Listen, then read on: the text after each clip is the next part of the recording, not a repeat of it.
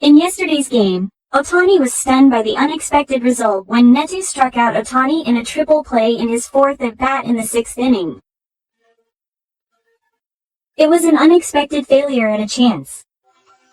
However, in his fifth at-bat immediately after that, he hit a spectacular comeback home run that made up for the triple play, his 43rd solo home run in a row, his 4,000th in a row, and added another point to secure his position. However, he was unable to hold on to this lead and lost in extra innings, closing the gap with the Padres. In the meantime, and before today's game, the Padres defeated the Giants, making it their fifth consecutive win, and they overtook the Dodgers to move into the top spot in the Western Division. The Dodgers have a direct showdown with the Padres this weekend, but the battle for the National League title is becoming even more intense.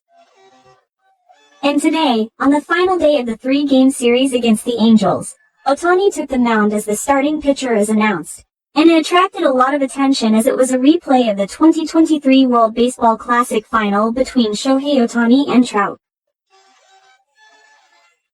It will be Ohtani's first appearance at Angels Stadium in 721 days since the game against the Leafs on August 23, 2011, and his first time facing the Angels. It has been posted that ticket prices for today's game have skyrocketed in order to see Ohtani's two-way performance. Also, local fans have paid about 2.7 times more than they did for yesterday's game. Before the game, manager Roberts commented on Shohei Ohtani's schedule for today, saying that he plans to pitch 5 innings today. He confirmed how he himself felt and made the decision. It will be his 9th appearance on the mound since returning as a pitcher on June 16th, and he said that it is possible that he will pitch for the first time until the end of the 5th inning, which would earn him the right to be the winning pitcher as a starting pitcher. It was a game in which there were high expectations that he would get his first win in 735 days. However, as of now, he has stated that there is no plan to pitch more than 5 innings in the future, and Shohei is satisfied with our plan. I don't think it is appropriate to increase his workload depending on the team's ranking. During the regular season, 5 innings is the maximum. He is a valuable asset to the team in both the batting and hitting departments. Unnecessarily increasing the burden will not be a positive. He believes that it is best to proceed according to plan, and although the Padres are in a dead heat for the local championship, he has made it clear that Shohei Ohtani's pitching will proceed as planned. Regarding the reenactment of Ohtani versus Trout, that moment at the WBC was the best even from a global perspective. He seems to be looking forward to it, saying that he hopes the legend wins, and that Mike Trout will not back down. Angels reporter Erica also posted about Shohei Ohtani's pitching today. She posted an excited photo of Shohei returning to the mound in Anaheim. Ohtani then got on base with a triple to right field in his first at-bat in the first inning, and scored the first run on Bett's timely hit. He recorded his 115th run of the season.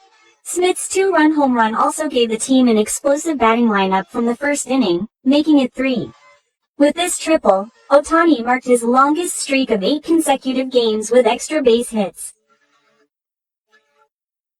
And then, in the back of the line, in the highly anticipated matchup with the great Trout, which was his first in 876 days since striking out Ohtani in the WBC final on March 21, 2011, Ohtani first threw 5 straight fastballs, and with a count of 3 balls and 2 strikes, he finished off with a sweeper that got him to swing and miss.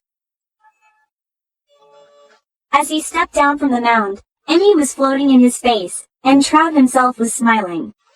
In this rematch, which was also highly anticipated in the US, Ohtani struck out Ohtani with a sweeper, just like 2 years ago. Bill, a reporter for the Orange County Register in LA, his hometown, posted that Mike Trout still can't hit Shohei Ohtani's sweeper. MLB also officially announced that Mike Trout was at bat against Shohei Ohtani for the first time in an MLB game. Shohei Ohtani and the pitcher have the advantage. In addition, Shohei Ohtani struck out his former teammate Mike Trout in his first appearance against the Angels. In this matchup against Mike Trout, Shohei Ohtani threw a 98 miles per hour fastball and finished him off with a brutal sweeper. Trout posted that he couldn't help but smile as he returned to the bench. Then, in Trout's second at-bat in the fourth inning, he struck out Trout looking for the second consecutive time with a 101 miles per hour, 162 kilometers per hour fastball on the outside corner, marking the perfect finish. Dodgers Nation reporter Noah recorded Shohei Ohtani's fastest pitch of the day at 162.1 kilometers per hour, making it the second time tonight that he struck out Mike Trout looking. He had struck out 6 batters through the fourth inning. He also posted that he recorded a swing and a miss. Mike Trout has yet to hit a ball into the fair zone against Shohei Ohtani. Shohei Ohtani threw a 101 miles per hour fastball into the corner, striking out Mike Trout again. The showdown between these two never disappoints, and the local media reacted enthusiastically to the breathtaking matchup. Ohtani took the mound in the fifth inning, but his pitching was disrupted, and he gave up a timely 2-base hit to Nedu, and was replaced when the score was just 1 point behind. He threw 89 innings, gave up 4 runs, and struck out 7 batters, his highest number of pitches since his return. However, he did not get his first win after the Dodger League defeat, as expected. Although he was replaced in the fifth inning, the analysis company evaluated his pitching today as follows. Shohei Ohtani measured his fastest pitch at 101 miles per hour, 162.5 kilometers per hour, and struck out Mike Trout twice in revenge. He also showed off his impressive performance with a new program. The team maintained a 1-point lead until the end of the game, but was defeated 6-5 by Ohapi's timely hit in the 8th inning. This was their 4th consecutive loss, and they fell from the National League. The gap between the Padres and the surrounding area is now second place, just 1 game behind. MLB specialist media reported that with the Dodgers losing tonight, the Padres are now in sole possession of the NL West for the first time since April 25. Also reported by Noah, the Dodgers had an early 5-2 lead but lost another game and were swept in 6 games by the Angels this season. With this, the Dodgers are in second place in the NL West, 1 game behind the Padres. The Dodgers and Padres will play a 3-game series this weekend and another 3-game series next weekend. The Padres went all out to reinforce their team at the trade deadline, but the Dodgers did not make any moves. The results since the trade deadline are Padres win 3, Dodgers win 7. As a result, the Dodgers have fallen to second place in the NL West for the first time since April 28, and there are posts criticizing the front office for not actively moving to reinforce their team at the trade deadline. Reporter Gonzalez said that the Dodgers were swept in this series and against the Angels this season, making it their 4th consecutive loss. They are currently 1 game behind the Padres in the Southwest Division and look forward to a head-to-head matchup this weekend. The bullpen is in a terrible state and the current lineup doesn't have enough power to make up for it, he said in a post, stating that his own collapse led to this result. In a post-game interview, Ohtani said that the stadium holds many memories for him. It's one of his favorite ballparks, and being able to pitch there was a good day for him as a step up in his game. He reflected that after putting the batters on the ropes in the 5th inning, he wanted to throw the ball into a zone where he could get them to swing and miss. If the ball hits the bat, it becomes a fly hit, so it would have been best if he had been a little more careful. While they played well in the decisive battle and came close, he said that the lack of a win is due to a sense of urgency among everyone, and with another important game coming up tomorrow after a day off, he wants to switch gears and focus on the game. Furthermore, when we lose a lot, the team atmosphere and what we want to do don't mesh, so we all have meetings to come up with ideas, but if it doesn't lead to good results or wins, he expressed his frustration at the series of come-from-behind losses.